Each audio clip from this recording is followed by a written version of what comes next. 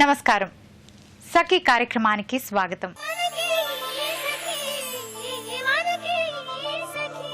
మనం రోజు తీసుకునే ఆహారంపైనే మన ఆరోగ్యం ఆధారపడి ఉంటుంది. ఇటీవల కాలంలో తిండి విషయంలో చాలా మంది నిర్లక్ష్యం చేస్తున్నారు.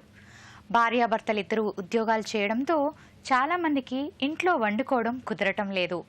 ఎప్పుడో ఒకసారి కుదిరినప్పుడు వండుకోవడం, లేకపోతే ఏ రెస్టారెంట్కో వెళ్ళి తినడం అలవాటు చేసుకుంటున్నారు. రాత్రిపూట కూడా ఇంట్లో చేసుకోవడం కంటే బయటకు వెళ్ళడమో లేకపోతే కర్రీ పాయింట్స్ నుంచి కర్రీ తెచ్చుకొని తినడమో చేసేవారి సంఖ్య బాగా పెరుగుతుంది. ఈ ప్రభావం స్కూల్కి వెళ్ళే పిల్లలపై కూడా పడుతుంది.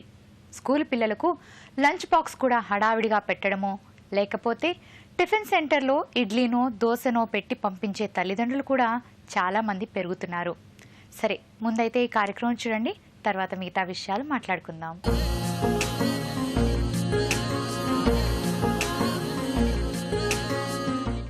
నమస్కారం.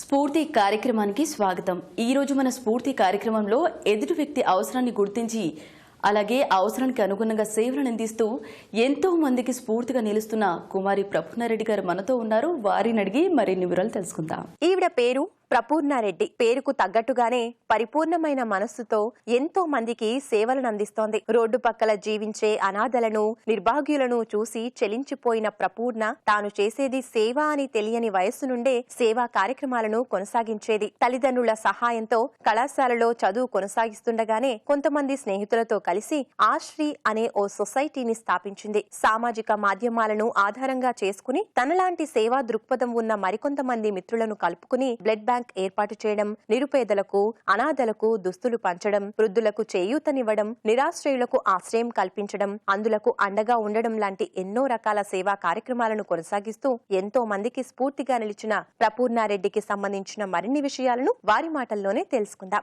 నమస్కారం అండి. నమస్తే అండి. ముందుగా మీ గురించి మీరు చెప్పండి. హాయ్ అండి, నా పేరు ప్రపూర్ణ. నేను ఖమ్మం జిల్లా నుండి వచ్చాను.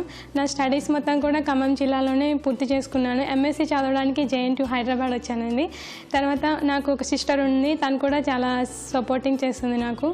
అండ్ ముఖ్యంగా నేను ఈ షో ద్వారా చెప్పుకున్నాను, నాకు జన్మనిచ్చిన నా తల్లిదండ్రులకి నేను హృదయపూర్వక నమస్కారాలు తెలియజేస్తున్నాను. ఈ షో ద్వారా ఆడపిల్లగా పుట్టి బయటికి పంపని రోజుల్లో నాకు ఇంతగానో సపోర్ట్ చేస్తున్న మా నాన్నగారికి, మా అమ్మగారికి నిజంగా నేను చాలా కృతజ్ఞతలు తెలుపుకుంటున్నాను. సర్వీస్ అనేది చిన్నప్పటి నుండి కూడా నేను చాలా ఏంటంటే అది సేవ అని కూడా నాకు తెలిసేది కాదు. నేను చేసిన రోజుల్లో అసలు ఎలా వచ్చిందంటే నా సరౌండింగ్స్లో వాళ్ళకి ఫీజులు కట్టే బాధ అవన్నీ చూస్తూ ఉండేదాన్ని. అసలు ఏంటి ఎడ్యుకేషన్ గవర్నమెంట్లో ఇలా ఉంది ఏంటి అది ఇది అని అసలు నాకు తెలిసేది కాదు. ఎంత ఏజ్ ఉంటున్నప్పుడు? నాకు 6th క్లాస్లో ఉన్నప్పుడు ఒక కొంచెం విలేజ్ దగ్గర ఒక ఉండేది. ఆ విలేజ్కి వెళ్తుంటే లోపల స్లమ్ నుండి, అంటే ఇక్కడ నుండి కాకుండా పక్క రాష్ట్రాల నుండి వచ్చిన వాళ్ళు ఉండేవాళ్ళు. అయితే వాళ్ళని చూసేదాన్ని, వాళ్ళకి గవర్నమెంట్ స్కూల్స్కి వెళ్ళాలని ఆలోచన కానీ ఏది వచ్చేది కాదు వాళ్ళకి. రోజు వాటర్ కొంచెం ఒక కొన్ని కిలోమీటర్స్ నుండి దూరం నుండి వాళ్ళు వాటర్ మోసుకుంటూ అక్కడికి ఇక్కడికి తిరుగుతూ ఉండేవాళ్ళు. నేనేమో స్కూల్కి వెళ్ళి చదువుకునేదాన్ని, వాళ్ళేమో చదువుకునే వాళ్ళు కాదు. అసలు ఎలా ఏంటి, నా ఏజ్ వాళ్ళే అందరు పిల్లలు, చిన్నపిల్లలు నా ఏజ్ వాళ్ళే. అసలు వాళ్ళెందుకు చదువుకోవట్లేదు, నేను చదువుకుంటున్నాను, నాకులాగా వీళ్ళు కూడా చదువుకుంటే కొంచెం ఇంకా ఎక్కువ మందికి ఉంటుంది కదా అనుకునేదాన్ని. సో అలాంటివి ఆలోచనలు ఇవన్నీ ఉన్నప్పుడు నేను ఒక ఎన్జిఓ అనేది స్టార్ట్ చేద్దాం అనుకున్నాను. అప్పుడే అనుకున్నారు? ఓకే. చిన్నప్పటి నుండి ఎన్జిఓ అంటే అసలు ఒక యూనియన్ లాగా ఉండాలి, ఒక ఆశ్రయ అనేది ఇలా పెట్టాలి అని లేదు. ఎలా అంటే నేను ఆశ్రమాల చుట్టూరు తర్వాత అన్ని దగ్గర తిరుగుతూ ఉండేదాన్ని అనమాట మామూలుగా చిన్నప్పటి నుండి. సో అప్పుడు మా మమ్మీ అనేది మనం ఇంకా ఏదైనా చేయాలి, మనకున్న దానిలో నలుగురికి మనకున్న దానిలోనే చేయాలి, మనకి లేని మనం తేం కదా. ఒక మాట సహాయం కావచ్చు, ఒక మన పక్కన ఎవరైనా ఉన్నారు కదా వాళ్ళకి ఏదో ఒక రూపంలో మనం సహాయం చేయొచ్చు. మనం డబ్బుతోనే సహాయం చేయడం అనేది నేర్చుకోలేదు వాళ్ళ నుండి. అయితే ఏదో మనకున్న దానిలో నలుగురికి హెల్ప్ చేయాలన్న థాట్స్ నాకు వాళ్ళ నుండే వచ్చాయండి. అసలు ఈ సంస్థను ఎలా ప్రారంభించారు? యాక్చువల్లీ నేను హైదరాబాద్ వచ్చినప్పుడు 2012లో జేఎన్టీయూ యూనివర్సిటీలో జాయిన్ అయ్యాను అనమాట. అయితే అప్పుడు నాకు అందరూ హెల్ప్ చేస్తున్నారు. హైదరాబాద్లో చాలామందిని చూస్తూనే ఉన్నాను, బెగ్గర్స్ అని వాళ్ళని వీళ్ళని చూస్తూనే ఉన్నాను అనమాట. నాకు అనిపించింది మనం ఏదైనా సర్వీస్ చేయాలి చాలామందికి. మన చిన్నప్పటి నుండి నా మోటో సర్వీస్ చేయడం.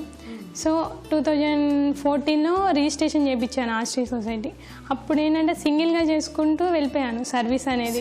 ఓన్లీ నేను ఒక్కదాన్నే సింగిల్గా సర్వీస్ చేసుకుంటూ ఆశ్రీ రిజిస్ట్రేషన్ అయ్యాక వాలంటీర్స్ వచ్చారు, వెళ్ళారు. ఏంటంటే ఆశ్రీ పెట్టగానే ఇంకా ఫేస్బుక్ ద్వారా నేను చాలా రీచ్ అయ్యాను అనమాట. ఫేస్బుక్లో ఇట్లా చేసే ప్రతి ఈవెంట్కి, ఇప్పుడు ఆర్ఫన్ హోమ్కి వెళ్ళినా, ఓల్డ్ ఏజ్ హోమ్కి వెళ్ళినా అవన్నీ ఫేస్బుక్లో అప్లోడ్ చేసేదాన్ని అనమాట. చేసినప్పుడు ఫ్రెండ్స్, అవును పూరి మనం కూడా చాలామంది ఒక యూనియన్ మామూలుగా ఒక ఫ్రెండ్స్ సర్కిల్లో నా టైప్ మెంటాలిటీ ఉన్న వాళ్ళందరూ నాకు పరిచయం అయ్యారు ఫేస్బుక్ ద్వారా. అందరు కూడా ఏంటంటే సర్వీస్ మైండ్ ఉండడం వల్ల నా థాట్స్, వాళ్ళ థాట్స్, అందరి థాట్స్ కలిసాయి. ఇంకా ఎక్కువ చేయొచ్చు సర్వీస్ అనేది. అందుకే ఇంకా వీళ్ళందరినీ ఒక టీం లాగా తీసుకొని సర్వీస్ డెడికేటెడ్గా ఉన్న టీం ఉన్నారు ఇప్పుడు మనకి ఆశ్రీలో.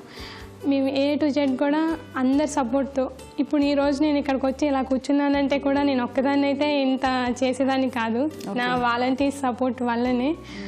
ఎలా చేస్తారంటే ఇప్పుడు ఏదైనా బ్లడ్ రిక్వైర్మెంట్ ఉందనుకోండి, కాల్ చేస్తాను ఇలా రిక్వైర్మెంట్ ఉంది అని. ఎవరైనా నాకు కాల్ చేస్తే నేను అది ఆశ్రీ అని ఒక మాకు వాట్సాప్ గ్రూప్ ఉంది, ఆ గ్రూప్లో పెట్టగానే అందరు కూడా షేరింగ్ అట్లా చేసి ఆ పర్సన్ని ఎలా అయితే మనం సేవ్ చేయాలి, ఆ పర్సన్ని సేవ్ చేయడము.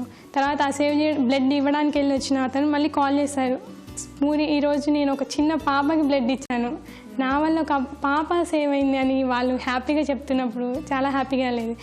అలా బ్లడ్ డోనర్స్ కానీ, మెడికల్ క్యాంప్స్ కానీ, ప్లాంటేషన్ కానీ, గవర్నమెంట్ స్కూల్స్లో ఎడ్యుకేషన్ కానీ, అలా A to Z చేయాలని మా వాలంటీర్స్ అందరికీ చెప్పాను.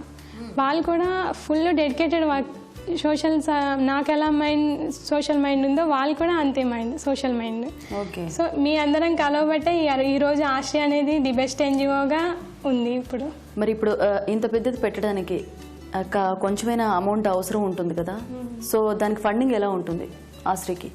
ఆశ్రీ ఫండింగ్ అంటే ఏం లేదండి, మాకు ఏదైనా రిక్వైర్మెంట్ వస్తే ఇప్పుడు గవర్నమెంట్ స్కూల్స్లో మొన్న కాల్ చేశారనమాట. మాకు కాల్ చేసి మాకు ఇలా ఎడ్యుకేషన్కి ఏమీ లేదు సపోర్టు. గవర్నమెంట్ స్కూల్లో ఎడ్యుకేషన్ అనేది ఇప్పుడు చాలా బాగాలేదు, క్వాలిటీ ఎడ్యుకేషన్ లేదు. ప్రైవేట్ స్కూల్స్లో ల్యాక్స్లో పెట్టి చదువుకునే వాళ్ళు అలానే చదువుకుంటున్నారు. కానీ గవర్నమెంట్ స్కూల్లో క్వాలిటీ ఎడ్యుకేషన్ అనేది ఉంటే ఇంకా ఎక్కువ గవర్నమెంట్ స్కూల్లో దానిలో ఒక 10 మందిని మనం చదివించినా ఆ 10 మంది ఇంకొక 10 మందిని తయారు చేస్తారు. సో అలా గవర్నమెంట్ స్కూల్ వాళ్ళకి మేము ఒక 20 స్కూల్స్ వరకు బ్యాగ్స్, పెన్స్, ఈ ఇయర్ మటుకు 2500 మందికి మేము బ్యాగ్స్, స్కూల్ కిట్ అన్నీ సపోర్ట్ చేశారు. అది కూడా ఎలా అంటే మా ఫేస్బుక్ ద్వారానే ఎవరు ఇక్కడ ఉన్న వాళ్ళు ప్రతి ఒక్కరు నాకు ఎవరు ఫ్రెండ్స్, బయట ఎవరు ఫ్రెండ్స్ కాదండి, జస్ట్ ఓన్లీ ఫేస్బుక్ ద్వారానే మాకు వీళ్ళందరూ ఫ్రెండ్స్ అయ్యారు. ప్రతిది కూడా ఏదైనా రిక్వైర్మెంట్ ఉంది అని అంటే ఫేస్బుక్లో పోస్ట్ పెడతాము. పోస్ట్ పెట్టగానే వీళ్ళందరూ చూస్తారనమాట. చూసి ఇలా రిక్వైర్మెంట్ ఉందంటే ప్రతి ఒక్కళ్ళు వాళ్ళ మీద షేర్ చేస్తారు. షేర్ చేయడం వల్ల ఎవరో ఒకళ్ళు మాకు US నుండి కూడా స్పాన్సర్స్ డైరెక్ట్గా నేను ఈరోజు ఇంత ఇవ్వాలనుకుంటున్నాను, ఇన్ని స్కూల్స్ని అడాప్ట్ చేయాలనుకుంటున్నాను అని చెప్పేసి వాళ్ళు సపోర్ట్ చేస్తారు మాకు. మీరు చేసిన సేవలకు గుర్తింపుగా మీకు అవార్డ్స్ ఏమైనా వచ్చాయా? మేము చేసిన సర్వీస్కి గాను మా ఎఫర్ట్స్ని గుర్తించి స్ట్రీట్ కార్స్ అనే అవార్డు కూడా స్ట్రీట్ కార్స్ వాళ్ళు the best emerging NGO and the best NGO of the 2016 ఇయర్గా కూడా మాకు అవార్డు ఇచ్చారండి. మొన్న May 28కి వచ్చింది అవార్డు కూడా. Thank you. ఎలాంటి అంటే మేము ఒక సర్వీస్తోనే ఆగిపోలేదు, A to Z సర్వీస్ చేస్తామన్నమాట. బ్లడ్ క్యాంప్ కానీ, బ్లడ్ డొనేషన్స్ కానీ, తర్వాత గౌట్ స్కూల్స్లో ఎడ్యుకేషన్ క్వాలిటీ అనేది ఎలా ఉండాలి, తర్వాత స్క్రైబ్స్ని అరేంజ్ చేయడము. బ్లైండ్ వాళ్ళకి మేము స్క్రైబ్స్ కూడా అరేంజ్ చేస్తామండి. దాదాపు 2014 నుండి 16 వరకు కూడా ఒక 4000 మంది స్క్రైబ్స్ని కావాలని మాకు రిక్వైర్మెంట్ వస్తే మేము దాంట్లో ఫుల్ఫిల్గా రిక్వైర్మెంట్ చేసామండి. ఓన్లీ ఒక హైదరాబాదే కాకుండా వైజాగ్ అన్ని ఏరియాలో కూడా ఉన్న వాళ్ళకి ఎగ్జామ్స్ వాళ్ళకి మేము సపోర్ట్ చేసాము. ఆ బ్లైండ్ వాళ్ళకి కూడా ఎట్లా అంటే వాళ్ళు చెప్తుంటే మనం వెళ్ళి మనం రాయాలన్నమాట, దాన్ని స్క్రైబ్ అంటారు. సో దానికి మేము సపోర్ట్ చేసాము. తర్వాత వాళ్ళలో ఉన్న టాలెంట్ని ఎంకరేజ్ చేయడానికి వాళ్ళకి ఆర్కెస్ట్రా టీమ్ ఉంటుందన్నమాట. ఇప్పుడు మనం యాక్చువల్లీ ఫంక్షన్స్లో వీటిల్లో ఎవరెవరినో సెలబ్రిటీస్ని పిలిచి ఎంజాయ్మెంట్ చేస్తారు. కాకపోతే మా దగ్గర ఉన్న టీంలో ఏంటంటే ఆ బ్లైండ్ వాళ్ళు ఆర్కెస్ట్రా వాళ్ళకు ఉంటుంది, సపరేట్గా వాళ్ళు పెట్టుకుంటారు. సో వాళ్ళ ద్వారా ఎంటర్టైన్మెంట్ అనేది ఇస్తాం అనమాట వాళ్ళకి. ఫైనల్గా మీ గోల్ ఏంటి? మా గోల్ వచ్చేసి ఏంటంటే ఆసియా అనేది ఇక్కడితో ఆగిపోవడానికి మేము ఎవరం కూడా లేవండి. మాకున్న డెడికేటెడ్ వాలంటీర్స్, ఒకవేళ నేను చేయగలిగినా చేయలేకపోయినా కానీ అనేది ఉండదు మా దానిలో. ప్రతి ఒక్కరు నేను చేయగలను, ఆస్ట్రీ నాది అనే వాళ్ళే వచ్చారు, డెడికేటెడ్ వాలంటీర్స్. అసలు ఏంటంటే ఈ రోజు ఇక్కడ దాకా వచ్చానంటే కూడా కారణం మా వాలంటీర్సే అండి. లేకపోతే ఐఎమ్ నథింగ్. ఏంటంటే సింగిల్గా ఎన్నైనా చేసుకుంటాము. మా వాలంటీర్స్ చెప్పారనమాట, మీరు సర్వీస్ చేస్తారు, ఇక్కడ దాకా ఎందుకు, పబ్లిసిటీ కూడా ఉండాలి కదా. సో అలా పెట్టి ఫొటోస్ ద్వారా వాటి ద్వారా ఇలా చేస్తే ఇంకా చాలా ఎక్కువ మంది తెలుస్తుంది అని చెప్పేసి నన్ను ఎంకరేజ్మెంట్ చేశారు. సో వాళ్ళ సపోర్ట్ అంతగానే ఉన్నప్పుడు మనం ఇంకా ఎందుకు ఆగం కదా. సో వాళ్ళ సపోర్ట్తో ఆసియా అనేది ఇంకా చాలా చేయాలని, పూర్తి స్థాయిలో అనాథలు కానీ, నిర్భాగ్యులు కానీ, ఓల్డ్ ఏజ్ హోమ్లో వాళ్ళకి కానీ మాకు సపోర్టర్స్ ఎవరైనా ఉంటే కనుక మేము ఇంకా ఎక్కువ మంది డెడికేటెడ్ టీమ్తో చాలా చేయాలనుకుంటున్నాము. థ్యాంక్ యూ సో మచ్ అండి. మరింత సేవా కార్యక్రమంతో ముందుకెళ్తున్న మీకు ఈటీవీ తరపు నుంచి ఆల్ ద బెస్ట్ చెప్తూ థ్యాంక్ యూ సో మచ్. నేడు చాలామంది గృహిణులు పిల్లలకు లంచ్ విషయంలో అనేక సమస్యలు ఎదుర్కొంటున్నారు. ముఖ్యంగా ఉద్యోగం చేసే మహిళలు మరీ ఇబ్బంది పడుతున్నారు. నేడు చాలామంది స్కూల్ పిల్లలు పెట్టిన లంచ్ పెట్టినట్టే ఇంటికి తీసుకువస్తున్నారు. ఎందుకు తినలేదని అడిగితే ఏవేవో కారణాలు చెప్తున్నారు. స్కూల్ నుంచి ఇంటికి వచ్చిన తర్వాత వేడివేడిగా స్నాక్స్ వండి పెడితే మాత్రం శుభ్రంగా తింటున్నారు. స్కూల్ పిల్లల లంచ్ విషయంలో చాలామంది తల్లిదండ్రులు ఇలాంటి సమస్యను ఎదుర్కొంటున్నారని అంటున్నారు పోషక ఆహార నిపుణులు. అలాంటి తల్లిదండ్రులకు వారు కొన్ని సూచనలు కూడా చేస్తున్నారు. అవేంటో తర్వాత తెలుసుకుందాం. ఇప్పుడు కార్యక్రమం వస్తుంది, చూడండి.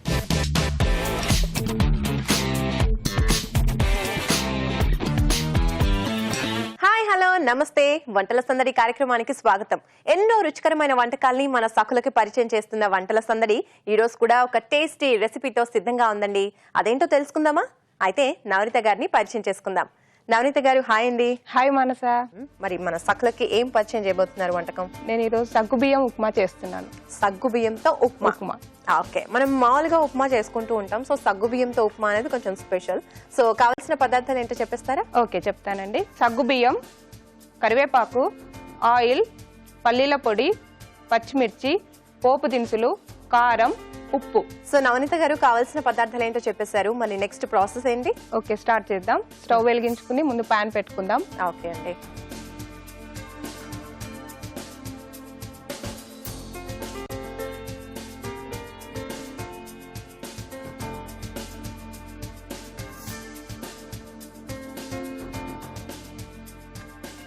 నవనీత గారు పాన్ పెట్టేసాము. మరి ఇప్పుడు నెక్స్ట్ ఏం చేయాలి? ముందుగా నేను ఏం చేశానంటే సగ్గుబియ్యం ఒక 3 hours ముందు నానబెట్టి పెట్టుకున్నాను.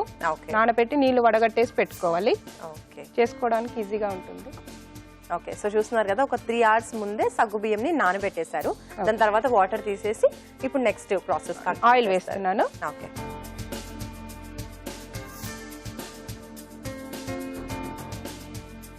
ఆయిల్ కొంచెం వేడెక్కాల. కొద్దిగా వేడైన తర్వాత పోపు దినుసులు వేసుకోవాలి.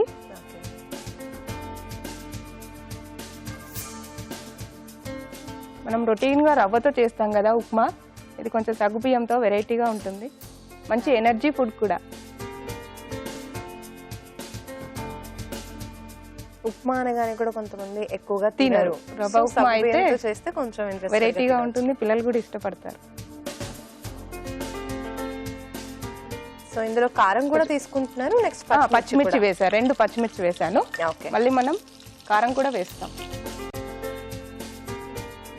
ఇప్పుడు కొద్దిగా కరివేపాకు. ఓకే, ఒకసారి కలుపుకుందాం.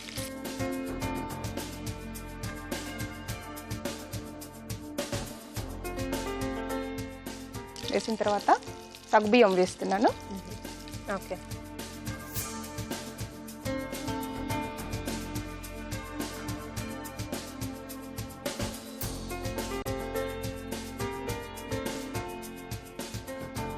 ప్రాసెస్ కూడా తొందరగానే అయిపోతుంది. తొందరగా అవుతుంది, నానబెట్టుకొని పెట్టుకుంటే తొందరగా అవుతుంది. కలుపుతూ ఉండండి. నెక్స్ట్ స్పూన్ పసుపు. లేదండి పసుపు ఏమీ వేయట్లేదు దీంట్లో. ఓకే, డైరెక్ట్గా కారం వేస్తున్నాను. ఓకే, ఒక 1/2 స్పూన్ కారం. కొంచెం స్టవ్ చిన్నగా చేసేయండి, సిమ్లో పెట్టేసుకోండి. ఉప్పు దీంట్లో మనం ముఖ్యంగా వాడేది పల్లీల పొడి అండి. ఈ పల్లీల పొడితోనే మనకు చాలా టేస్ట్ వస్తుంది. ఓకే, సో పల్లీలు ఫ్రై చేశారా, వేయించారా, లేదా వేయించి పొడి చేసుకొని పెట్టుకున్నాం. ఇది కొంచెం ఎక్కువనే పడుతుంది.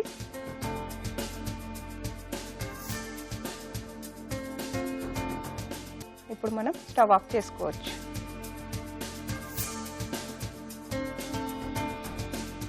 ఓకే మనసా, రెడీ అయిపోయింది.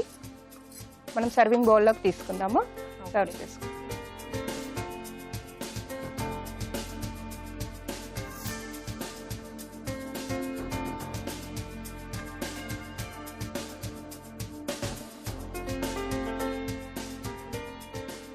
ఓకే మనసా, సగ్గుబియ్యం ఉప్మా రెడీ. టేస్ట్ చూసి చెప్పండి ఎలా ఉందో. ఓకే, తప్పకుండా. సో చూస్తున్నారు కదా, నవనీత గారు ప్రిపేర్ చేసిన సగ్గుబియ్యం ఉప్మా రెడీ అయిపోయింది. మరి దీనికి కావాల్సిన పదార్థాలు, తయారు చేసే విధానం మరొకసారి నోట్ చేసుకోండి. సగ్గుబియ్యం ఉప్మాకి కావాల్సిన పదార్థాలు: సగ్గుబియ్యం, నూనె, కరివేపాకు, పోపు దినుసులు, ఉప్పు, కారం, పల్లి పొడి. సగ్గుబియ్యం ఉప్మా తయారు చేసే విధానం: ముందుగా స్టవ్ ఆన్ చేసి పాన్ పెట్టి, పాన్ హీట్ అయ్యాక నూనె పోసి, నూనె కొంచెం వేడెక్కిన తర్వాత పోపు దినుసులు, కరివేపాకు, పచ్చిమిర్చి, ముందుగా నానబెట్టి పెట్టుకున్న సగ్గుబియ్యం కూడా వేసి కలుపుకోవాలి. అవి కొంచెం వేగాక కారం, ఉప్పు, పల్లి పొడి వేసి సిమ్ లో 5 నిమిషాల పాటు వేగనివ్వాలి. తర్వాత స్టవ్ ఆఫ్ చేసి సర్వింగ్ ప్లేట్ లోకి తీసుకుని సర్వ్ చేసుకుంటే గుమగుమలాడే సగ్గుబియ్యం ఉప్మా రెడీ.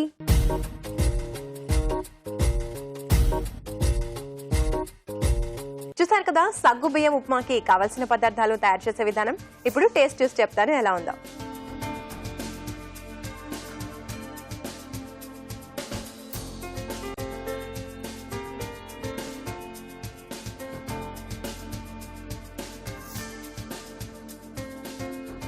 వావ్, నవనీత గారు చాలా బాగుందండి. సగ్గుబియ్యం ఉప్మా చాలా చాలా టేస్టీగా ఉంది. నిజంగా చాలా టేస్టీగా ఉందండి. చాలా ఫాస్ట్ గా కూడా కంప్లీట్ అయిపోయింది ప్రాసెస్.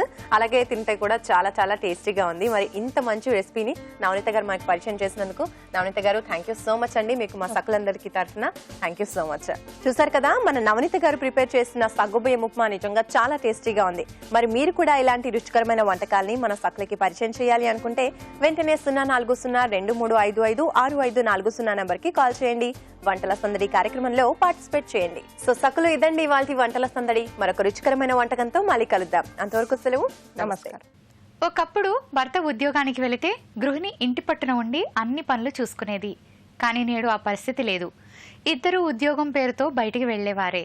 దాంతో నేటి తల్లిదండ్రులు పిల్లలు ఎలాంటి ఆహారం ఇష్టంగా తింటున్నారో, ఏది వారికి ఇష్టమో ఏది అయిష్టమో తెలుసుకునే తీరిక అస్సలు ఉండటం లేదు. సమయానికి తినడానికి ఏదో ఒకటి అన్నట్టు రెడీమేడ్గా దొరికే ఫాస్ట్ ఫుడ్ ఆహార పదార్థాలనే ఎక్కువగా లంచ్ బాక్స్లో పెడుతున్నారు. కొంతమంది తల్లిదండ్రులకు ఆ మాత్రం తీరిక కూడా దొరక బయట ఏదో ఒకటి తినమని పిల్లల చేతికి డబ్బులు కూడా ఇస్తున్నారు. పిల్లలను ప్రేమించే తల్లిదండ్రులు పిల్లలకు సంబంధించిన ప్రతి విషయం పైన శ్రద్ధ చూపాలని పోషకాహార నిపుణులు అంటున్నారు. సరే, ముందైతే ఈ కార్యక్రమం చూడండి, తర్వాత మళ్ళీ మాట్లాడుకుందాం.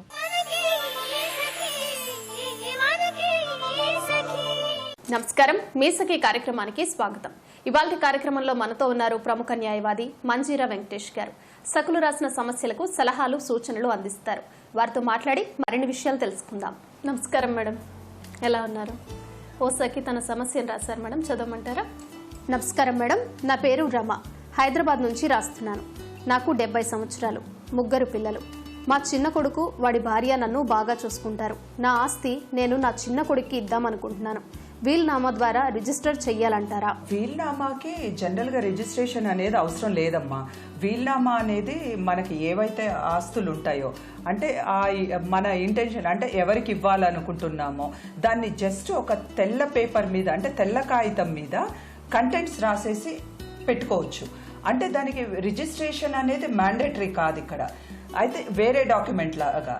సో ఇక్కడ కాకపోతే ఏంటంటే వీల్నామా రాసేటప్పుడు ఆ కంటెంట్స్ అనేది వీల్నామాలో క్లియర్గా ఉండాలి. అట్లనే వీల్నామా అనేది ఎప్పుడు కూడా సేఫెస్ట్ డాక్యుమెంట్. అంటే సేఫ్ అని ఎందుకంటున్నా అంటే లైక్ వేరేవన్నీ రిజిస్ట్రేషన్ చేసేస్తారు, లైక్ గిఫ్ట్ చేసేస్తారు, అవి మళ్ళీ మనకు బ్యాక్ ఒకసారి చేసేసాక మనకంటూ ఉండవు ఆస్తులు. సో ఇక్కడ వీల్నామా అనేది జనరల్గా ఎలా రాస్తారంటే, చనిపోయే ఈ వీల్నామా అనేది ఒక మనిషి బతికున్నంత కాలం ఉంటుంది, ఆ ఎఫెక్ట్ అనేది చనిపోయాకే వస్తుంది. సో వేరే జనరల్గా రిజిస్ట్రేషన్ అనేది చేస్తే ఇమీడియట్గా ఎవరి మీద అయితే చేసేస్తామో వాళ్ళు ఓనర్ అయిపోతారు, అంటే లైక్ దాని మీద ఫుల్ కంప్లీట్ రైట్స్ వచ్చేస్తాయి.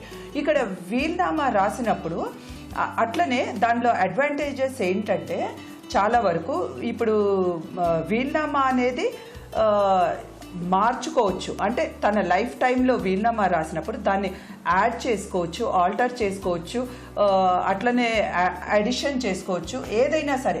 అంటే ఇండియన్ సక్సెషన్ యాక్ట్ సెక్షన్ 62 ప్రకారంగా వీల్నామా అంటే సప్లిమెంట్ కూడా, సప్లిమెంట్ ఏమంటారు కోడిసిల్. ఎట్లుంటుందంటే అమ్మా వీల్నామా రాసేస్తారు, రాసిన మనిషి చనిపోతారు, అది తెల్ల కాగితమే ఉంటుంది, దాంట్లో కంటెంట్స్ ఉంటాయి. కాకపోతే ఆ వీల్నామా ఎవరు రాశారు ఏంటి, ఎవరి పేరు మీద రాశారు అనేది ఇప్పుడు మనం తెల్ల కాగితం మీద ఉంది కదా అనేసి జస్ట్ వాటిని మనం ఎవరైనా సరే నేను వీల్నామా రాశారు అని చెప్పారు అనుకోండి, దాన్ని మనం ప్రూవ్ ఎలా చేసుకోగలం? ఓన్లీ విట్నెసెస్, అక్కడ విట్నెసెస్ ఉండాలి. అవన్నీ అంటే లైక్ విట్నెసెస్ ఇవన్నిటితో కంప్లీట్ ఉంటేనే అది కంప్లీట్ డాక్యుమెంట్. అట్లనే identification of property, like property ఏవే వివరాలు అంటే వేగ్గా ఉండకూడదు. ఈ ప్రాపర్టీ ఇస్తున్నా, ఇప్పుడు 3-4 ఇల్లులు ఉంటాయి, దాని ఐడెంటిఫికేషన్, దాని బౌండరీస్, ఈ ప్రాపర్టీ అనే క్లారిటీ ఉండాలి. దాంట్లో క్లారిటీ ఉంటేనే ఆ వీల్నామా ఇబ్బంది అంటే లైక్ రేపు చూసుకున్నప్పుడు ఎవరికైతే చెందాలనుకుంటారో అది ఇబ్బందికరంగా ఉండదు. అప్పుడు మేడం వీల్నామా ఎవరెవరు రాయొచ్చు, అలాగే విట్నెస్గా ఎవరు ఉండాలి? వీల్నామా అనేది ఎవరైనా రాయొచ్చు, అయితే అందులో మతి స్థిమితం అంటే సౌండ్ మైండ్ అయి ఉండాలి, మేజర్ అయి ఉండాలి. మెయిన్ ఇంగ్రీడియంట్స్ ఎవరైతే అన్సౌండ్ మైండ్ కానీ మైనర్ రాసిన ఇది కానీ లేకపోతే అన్డ్యూ ఇన్ఫ్లుయెన్స్, ఒక్కోసారి బలవంతంగా వాళ్ళ పాపం అంటే ఫిజికల్గా వీళ్ళు బెడ్ రిడన్ అయి బలవంతాన రాపిస్తారు అన్డ్యూ ఇన్ఫ్లుయెన్స్ చేసి. సో ఇలాంటివి చెల్లవు. మేజర్ అయిన ప్రతి వ్యక్తి వీల్నామా అనేది రాయొచ్చు. అయితే ఇంకోటి, మీరు విట్నెస్లు ఎవరెవరు ఉండాలి అని అడుగుతున్నారు కాబట్టి విట్నెస్ అనేది ఎవరైనా జనరల్గా మన ఫ్యామిలీ సంబంధికులు అంటే ఎవరైతే ఫ్యామిలీకి దగ్గరగా ఉంటారో క్లోజ్ ఫ్రెండ్స్ కానీ లేదా చుట్టాల్లో కానీ ఎవరైనా సరే విట్నెస్ ఉండొచ్చు, అంటే 2 కానీ 3 కానీ విట్నెస్ ఉండొచ్చు ఆ వీల్నామాకి. అట్లనే లైక్ సెక్షన్ 63 ఏమంటుంది అంటే వితౌట్ విట్నెసెస్ లేని వీల్నామా అసలు ఇదవ్వదు, అంటే అమల్లో కష్టం కొంచెం. ఎందుకంటే ఆ కోర్ట్ కేసెస్లో కూడా వీల్నామా అనేది వస్తుంది. జనరల్గా ఈ ఆస్తి తగాదాలప్పుడు వేస్తారమ్మా, వేసినప్పుడు వీల్నామా ఒకసారి ఏమంటారు, ఇప్పుడు ఇక్కడ మనం చెప్పినట్టుగా 3 కొడుకుల్లో 1 కొడుకే రాస్తుంటే ఇంకొక కొడుకులు ఏమంటారు, లేదు అది అందరికీ సమానం, వీల్నామా అనేది ఆయనే రాసుకున్నారని చెప్తారు. చెప్పినప్పుడు ఆ వీల్నామా ఏమవుతుంది, ఒకవేళ సంతకం కానీ థంబ్ ఇంప్రెషన్ కానీ, సంతకం చేత కానప్పుడు థంబ్ ఇంప్రెషన్ పెట్టినప్పుడు ఎవరు ప్రూవ్ చేయాలి ఆ వీల్నామాది? ఇప్పుడు ఎప్పుడైతే ఆస్తి అమల్లోకి అంటే వాళ్ళు ఎవరైతే రాసి వెళ్ళిపోతారో చనిపోయిన వ్యక్తి ఒక ఆస్తిని, ఆ చనిపోయాకనే వీళ్ళు ఎంజాయ్ చేయటానికి ఉంటుంది. ఇది వీల్నామా మూలన లాభాలు ఏంటంటే ఆ వ్యక్తి తన జీవితకాలంలో తను అనుభవించవచ్చు ఆస్తుల్ని, చనిపోయాక మళ్ళీ తనకి మనసులో ఎవరైతే ఇష్టపూర్వకంగా ఉంటుందో వాళ్ళు ఎంజాయ్ చేయాలనేది ఉంటుంది. ఎవరైనా అంతే కదమ్మా, ఇప్పుడు మనం ఏదైనా ఇంటికి వచ్చిన చిన్న గిఫ్ట్లే మనకి ఇష్టమైన వాళ్ళకి ఇచ్చుకుంటాము. సో అట్లనే ఈ ఆస్తులు పెద్దవి ఉంటాయి. ఇప్పుడు 3 పిల్లలు ఉండని 10 మంది పిల్లలు అవని వాళ్ళని కంటారు, తల్లిదండ్రులు నిస్వార్థంగా పెంచి పెద్ద చేస్తారు. ఒకసారి పెళ్ళిళ్ళు అయిపోయాక వాళ్ళ ఫ్యామిలీ వాళ్ళ పిల్లలు అనేది చూసుకుంటారు. అందులో ఏ ఒక్కళ్ళు కొంతమందిలోనే నా తల్లిదండ్రి నేను చూడాలి ఇటు చెయ్యాలి అని అనుకుంటారు. సో అలాంటప్పుడు ఈ వీల్నామా రాయొచ్చు. అట్లనే ఇది కాన్ఫిడెన్షియల్ డాక్యుమెంట్, అంటే చనిపోయే వరకు కూడా ఇది ఏ కంటెంట్స్ ఏంటి, ఇది ఎవరి పేరు మీద రాశారనేది తెలీదు. అట్లనే ఈ వీల్నామా రాసేటప్పుడు అమ్మ ఎన్నో రకాల వీల్నామాలు ఉంటాయి. అంటే వీల్నామా ఏంటి, ఒకటి కండిషనల్ వీల్నామా ఉంటుంది, అంటే కండిషనల్ వీల్ అని అంటే ఏంటి, కంటింజెంట్ కానీ కండిషనల్ కానీ ఎప్పుడు పెడతారు కండిషను, ఈ టైం వరకు నువ్వు ఇచ్చేస్తే అనేది ఉంటుంది, అంటే కండిషన్ అనేది ఉంటుంది. అయితే ఆ వీల్నామా ఎప్పుడు చెల్లుబాటు అవుతుంది, ఆ కండిషన్ కనుక ఆ టైం వరకు ఫుల్ఫిల్ అయితేనే ఆ వీల్నామా అమల్లోకి వస్తుంది. అట్లనే లైక్ జాయింట్ విల్స్ ఉంటాయి, అంటే ఎన్నో ప్రాపర్టీస్ ఉంటాయి, 2 వ్యక్తులు కలిపి వాళ్ళ జాయింట్ విల్ రాయొచ్చు ఒక వీల్నామా. అట్లనే మ్యూచువల్ విల్, ఒక అండర్స్టాండింగ్తో ఒక మ్యూచువల్ విల్ ఉంటుంది. అలానే డూప్లికేట్ ఎందుకు రాస్తారు, ఒకటి ఒరిజినల్ విల్లునేమో బ్యాంక్ లాకర్లో పెడతారు. ఇప్పుడు మీరు అడిగినట్టుగా రిజిస్ట్రేషన్ అవసరం ఉండదు. ఒక డూప్లికేట్ విల్లు వీళ్ళ దగ్గర పెట్టుకుంటారు కంటెంట్స్, లేదా ఇప్పుడు ఆ విట్నెసెస్ దగ్గర పెట్టుకోవచ్చు 2 డూప్లికేట్ విల్లు, వీళ్ళ దగ్గర ఒక డూప్లికేట్ విల్లు పెట్టుకోవచ్చు. ఒరిజినల్ ఏదైతే ఉంటుందో ఆయన స్వహస్తాలతో సైన్ చేసింది కానీ, ఒకవేళ మొత్తం టైపింగ్ ఉంటే రాసింది, కొంతమంది చేత్తో కూడా రాస్తారు వీల్నామా మొత్తం. సో ఆ ఒరిజినల్ ఏదైతే ఉంటుందో అది బ్యాంక్లో లాకర్లో పెట్టేసి ఉంటుంది. సో ఇలా రకరకాల వీలునామాలు ఉంటాయమ్మా.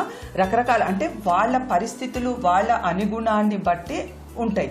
అట్లనే ఈ ఆస్తులు ఇచ్చేటప్పుడు కూడా ఫ్యాక్ట్స్ అండ్ సర్కమ్స్టాన్సెస్, వాళ్ళ ఫ్యామిలీ అట్మాస్ఫియర్ ఎలా ఉంటుంది. అయితే వీలునామా రాసేటప్పుడు వాళ్ళ పేరు మీద ఉన్న ఆస్తుల్ని మాత్రమే వాళ్ళు ఎలిజిబుల్. మేడం, రమ గారు చిన్న కొడుక్కే ఆస్తి ఇవ్వాలి అనుకుంటున్నారు, మిగతా ఇద్దరు కొడుకులు కూడా కేసు వేసే అవకాశం ఉందా? ఏం చేస్తే బాగుంటుందంటారు? అంటే ఈ కేసు అనేది తన తదాంతరం అంటే తను చనిపోయాకే అమల్లోకి వస్తుందమ్మా. కేసు వేసే ఛాన్స్ ఉందా అంటే అది ఒక్కొక్క ఫ్యామిలీ బట్టి డిపెండ్ అయ్యి ఉంటుంది. ఈ వీలునామాని కనుక వాళ్ళు ఒప్పుకున్నట్టయితే, ఆ ఇద్దరు కొడుకులు కూడా మా అమ్మ హ్యాండ్ రైటింగ్ ఇది అని ఒప్పుకున్నట్టయితే కేసు వేసే ఛాన్స్ ఉంటుంది. ఒక్కోసారి వాళ్ళు ఒప్పుకొని కూడా కొన్ని సందర్భాల్లో కావాలని ఏదో ఒక దానికి అంటే వీళ్ళని ట్రబుల్ చేయడానికి కూడా కోర్టు కేసెస్ వేస్తారు. వేసినప్పుడు ఏంటంటే ఆ ఇద్దరు విట్నెసెస్, ఇందాక మీరు అడిగినట్టు ఇద్దరు విట్నెసెస్ని కోర్టు ముందుకు తెచ్చి ప్రూవ్ చేసుకోవాల్సి ఉంటుంది. ఎక్స్పర్ట్ ఒపీనియన్కి పంపించి హ్యాండ్ రైటింగ్ ఎక్స్పర్ట్ ముందు నుంచి ఒరిజినల్ విల్ ప్రూవ్ చేసుకుంటే ఎవరికి రాయాలనుకుంటుందో వాళ్ళకే కోర్ట్ త్రూ అయినా కానీ వాళ్ళకే వచ్చేదుతుంది ఆస్తి. రమ గారి సమస్యకి చాలా చక్కటి సలహాలు సూచనలు అందించారు మేడం. ధన్యవాదాలు. ఇది ఇవాళ మీ సఖీ కార్యక్రమం. మరో అందమైన ఎపిసోడ్లో మళ్ళీ కలుద్దాం. అంతవరకు సెలవు. నమస్కారం. ప్రస్తుత కాలంలో పిల్లలకు ఎలాంటి ఆహారం ఇవ్వాలి, ముఖ్యంగా స్కూల్కి వెళ్లే పిల్లల లంచ్ బాక్స్ ఎలా ఉండాలి, ఎలాంటి స్నాక్స్ పిల్లలు ఇష్టంగా తింటారు, ఎలాంటి పదార్థాలు పిల్లలకు ఆరోగ్యకరమో జాతీయ పోషకాహార నిపుణులు కొన్ని సూచనలు చేస్తున్నారు. అవి ఏమిటంటే, పిల్లలు నిత్యం బాగా చదువులో రాణించాలంటే ప్రతి 4 గంటలకు ఒకసారి సమతుల్యమైన పుష్టినిచ్చే ఆహారం అందించాలట. స్కూల్ దగ్గర ఏదో ఒకటి కొనుక్కొని తినే పిల్లల కంటే ఇంట్లో అమ్మ చేతి వంట తినే పిల్లలు చదువులో ముందులో ఉంటున్నారని పరిశోధనలు చెప్తున్నాయి. టిఫిన్ దగ్గర నుంచి స్నాక్స్ వరకు ఏదైనా ఇంట్లో తయారు చేసిందే మంచిదని చెప్తున్నారు. సరే, ముందైతే ఈ కార్యక్రమం చూడండి, తర్వాత మిగతా విషయాలు మాట్లాడుకుందాం.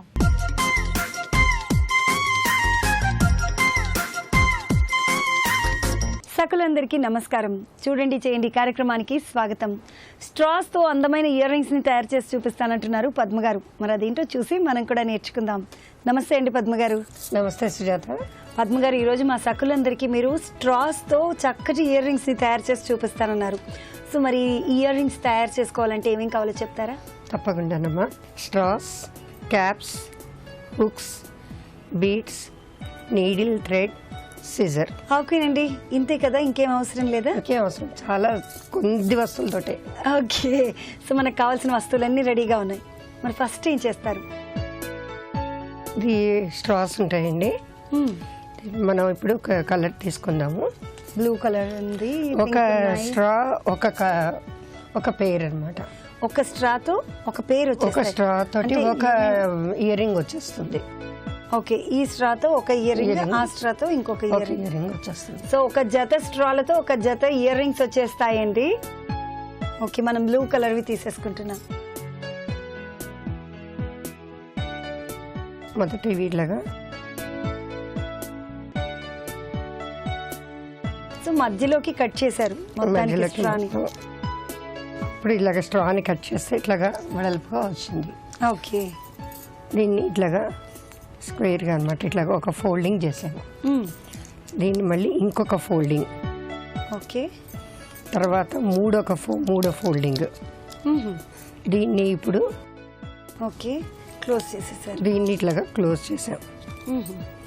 దీన్ని ఇప్పుడు కొంచెం ప్రెస్ చేసి గట్టిగా పట్టుకుని, ఇది 2 ఫోల్డింగ్లతో ఉంటుంది. అవునండి, ఎందుకంటే రెండు సైడ్లకి తిప్పాము కాబట్టి ఈ ఫోల్డింగ్లోంచి ఇది మిగిలినది ఇట్లాగా తీసుకుని వచ్చి సమోసా షేప్లో అనమాట, ట్రయాంగిల్ షేప్లో మనం ఇట్లాగా చేసేసుకోవడమే. దీనికి చుట్టూ మనం ఇట్లాగా ర్యాప్ చేసేసుకోవాలి. ఓకే, ఇలా చేసి దీనికి చుట్టూ మనం సర్దేయడమే అనమాట.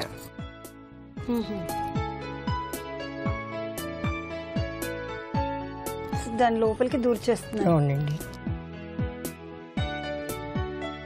కొంచెం ఇదొక్కటి మాత్రం కొద్దిగా ఒక్కసారి వెళ్ళిందంటే కొంచెం టైం తీసుకుంటుంది కదండి, ఎందుకంటే చాలా ఇలా మడతలాగా ఉంది కదండి, అది కొంచెం స్టిఫ్ అయ్యి మళ్ళీ వెళ్ళే వరకు టైం పడుతుంది. పద్మ గారు అది లోపలికి వెళ్ళిపోయింది కదండి, ఇంకా అది రెడీ అయిపోయినట్టేనా? రెడీ అయిపోయిందండి. సో పద్మ గారు ఇప్పుడు ఇది రెడీ అయిపోయింది కదండి, నెక్స్ట్ ఏం చేస్తారు? ఇప్పుడు ఇది ఇంకొక ఇయర్ రింగ్ కూడాను పేరు కింద. ఓకే, ఒక జత ఉండాలి కాబట్టి ఒకటి కూడా ఇది కూడా ఉందండి, ఒకటి ఆల్రెడీ తయారు చేసాము. 2 ఇయర్ రింగ్స్ అన్నమాట. ఓకే, ఇప్పుడు దీనికి మనం హుక్ అది పెట్టాలి, పైన హుక్స్ పైన హుక్ అది వేసుకోవాలి. సో దీనికి మనం నీడిల్ థ్రెడ్ చాలు. నీడిల్ థ్రెడ్ తీసేసుకుని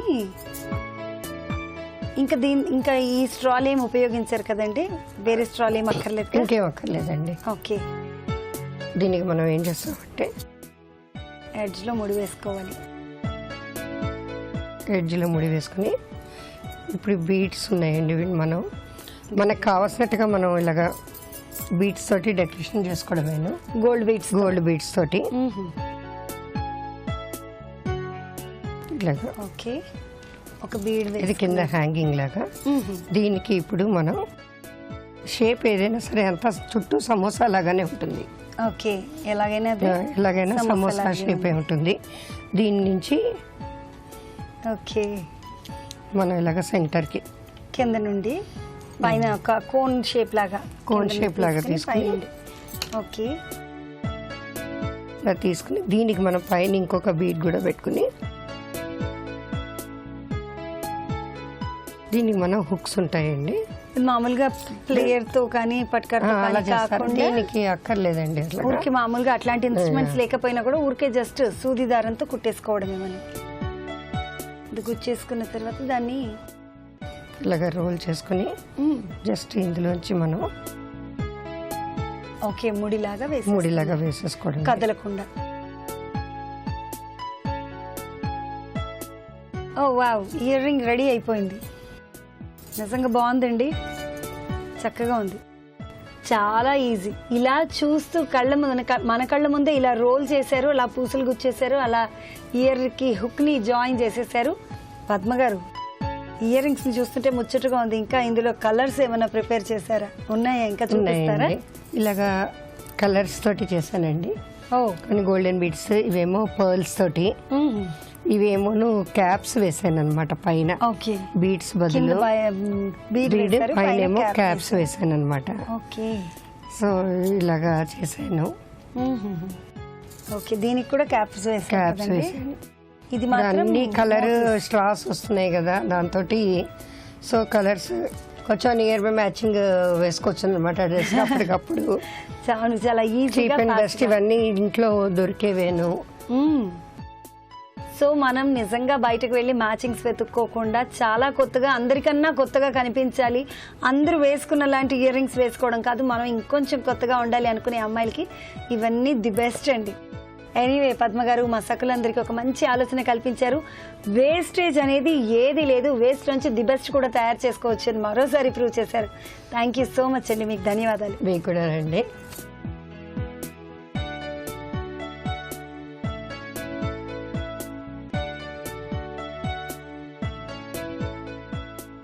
ఓకేనండి, చూసారు కదా పద్మ గారు ప్రిపేర్ చేసిన ఇయర్ రింగ్స్ నిజంగా చాలా అందంగా ఉన్నాయి కదా. మనం ఏ డ్రెస్ వేసుకుంటే ఆ డ్రెస్కి మ్యాచింగ్గా కూడా పెట్టుకోవచ్చు. మనమే ఈజీగా ఇంట్లోనే హాయిగా తయారు చేసుకోవచ్చు, ఎటువంటి కాస్ట్ కూడా లేకుండా. చక్కగా ఉన్నాయి కాబట్టి మరి మీరు కూడా ట్రై చేసి చూడండి. అంతేకాదండోయ్, మరి మీలో కూడా ఇలాంటి టాలెంట్ ఉంటే, మీలో కూడా ఇలాంటి సృజనాత్మకత ఉండి చూడండి చేయండి కార్యక్రమంలో పాల్గొనాలి అనుకుంటే వెంటనే మాకు ఫోన్ చేయండి. మరి మా ఫోన్ నంబర్ 04023556540. ఈ నెంబర్కి ఫోన్ చేయండి, చూడండి చేయండి కార్యక్రమంలో పాల్గొనండి. మరో అందమైన ఎపిసోడ్లో మళ్ళీ కలుసుకుందాం. అంతవరకు సెలవు, నమస్కారం. నేడు చాలా మంది తల్లిదండ్రులు పిల్లలకు పెట్టే లంచ్ బాక్స్లో noodles, mixed white rice, bread లాంటి వాటితో నింపేస్తున్నారు. లేదా పిల్లలు కోరుకునే బయట దొరికే ఫాస్ట్ ఫుడ్ ఆహార పదార్థాలు పెట్టి పంపిస్తున్నారు. వీటిల్లో పోషక విలువలతో కూడిన ఆహారం పిల్లలకు లభించదు. పోషక ఆహారాలను పిల్లలు ఇష్టపడేలా చేసి పెట్టాలట. వెజిటబుల్ శాండ్విచ్లు, మొలకలు, పప్పు ధాన్యాలు పిల్లలు ఇష్టపడేలా చేయాలట. అలాగే పాలకూర, తోటకూర లాంటివి పిండిలో గ్రైండ్ చేసి దోశల్లాగా వేయాలట. చట్నీలో కూడా ఆకుకూరలు కలపచ్చట. క్యారెట్, బఠానీలు, బీన్స్లతో ఫ్రైడ్ రైస్ చేసి పెడితే పిల్లలు ఇష్టంగా తింటారని నిపుణులు సూచిస్తున్నారు. సరే, ఈ కార్యక్రమంపై మీ అభిప్రాయాలను సూచనలు మాకు రాసి పంపించండి. మా చిరునామా Sakhi ETV, Ramoji film city, Hyderabad 501512. మా ఇమెయిల్ ఐడి saki@etv.co.in. మా ఫోన్ నంబర్ 04023555540. రేపటి సఖీ కార్యక్రమంలో మళ్ళీ కలుసుకుందాం. అంతవరకు సెలవు, నమస్కారం. మహిళామణుల ప్రియమైన కార్యక్రమం సఖీ ఇప్పుడు యూట్యూబ్ ఆన్లైన్లో www.youtube.com/ETV News లింక్ ద్వారా వీక్షించండి.